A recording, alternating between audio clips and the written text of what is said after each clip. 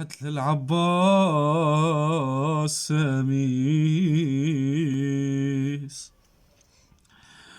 وهناك بالحضرة دعيت، قلت له مولاي ابو فاضي اروح ممرود مريض، وحل ما بي وعميت. قال ما مرت يم حيدر علي او يم انتخيت، قلت له مولاي،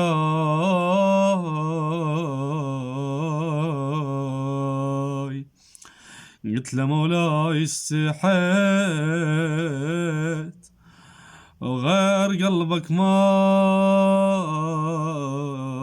لقيت، احط على جروحي رماد ومثل ميت احيت، وبست شباكه،